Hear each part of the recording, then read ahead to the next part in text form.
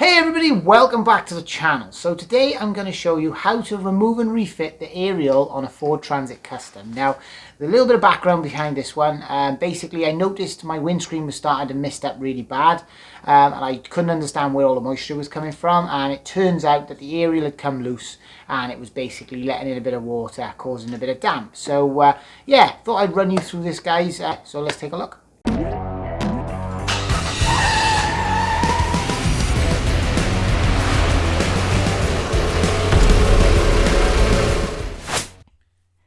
And if you get value from this video, hit the like button and subscribe to support this channel.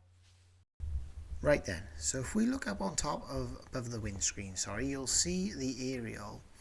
Now, actually at the moment I haven't got any damp on the windscreen, but it has been a bit of an issue. And you can see here the aerial is just flopping about. So there's only one point that actually secures it in the center. So if that actually comes loose, then your aerial ends up all loose like this.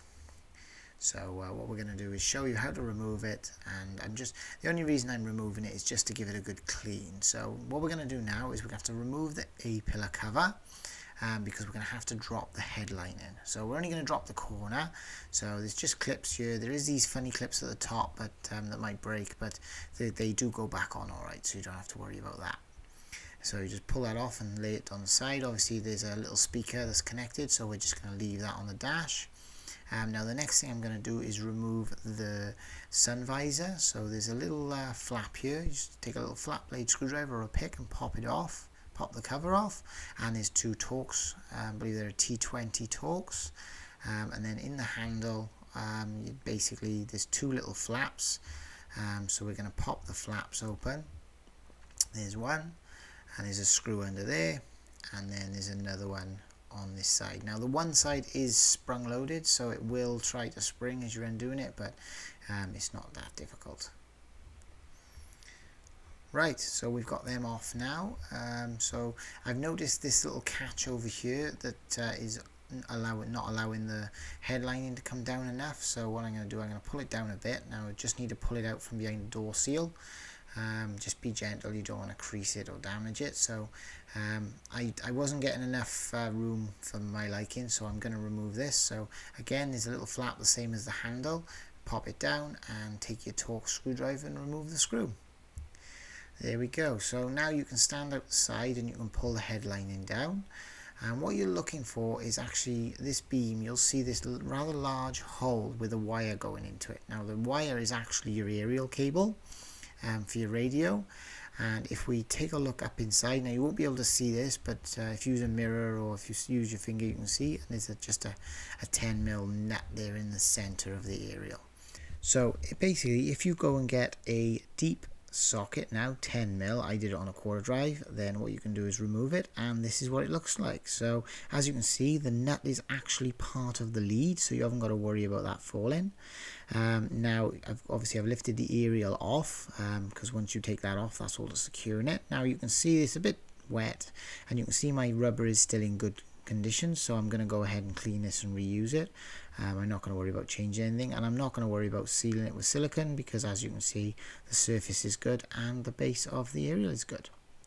So we're going to go and reinsert it now into the roof. Again, I give it a good clean off just to make sure there's nothing's going to leak past. Now this is a bit tricky. You're going to have to use two arms. So one arm is going to have to go over the top of the van and hold pressure on the aerial, and the other one, then what I did, I put the socket onto the nut, and then I just used the nut, then lifted it up in and located it on the center of the aerial. It's quite simple, to be honest. You can just get hold of that and give it a good screw on.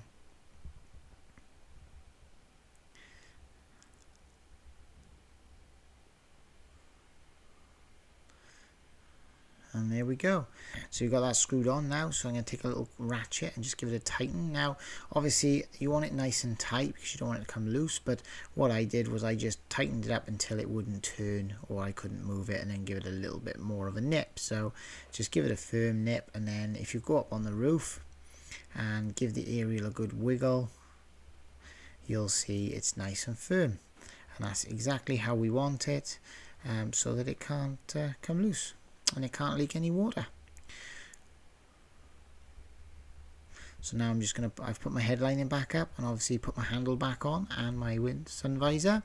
You can see it's getting pretty dark outside now, so all that's left is to put the A-pillar back on. Now this is a little bit tricky, but all you need to do is, all you've got to worry about is getting the bottom corner of it behind the door seal. As long as you get that in, I couldn't do it on camera, I'm afraid, because I needed 2 hands, but you need to pull the seal back and tuck the pillar in, and then you can just, it goes straight back into place, no problem. And that's it, guys. So if you've got moisture on your windscreen, this will be the first thing I check. And yeah, thanks for watching. And if you get value from this video, hit the like button and subscribe to support this channel.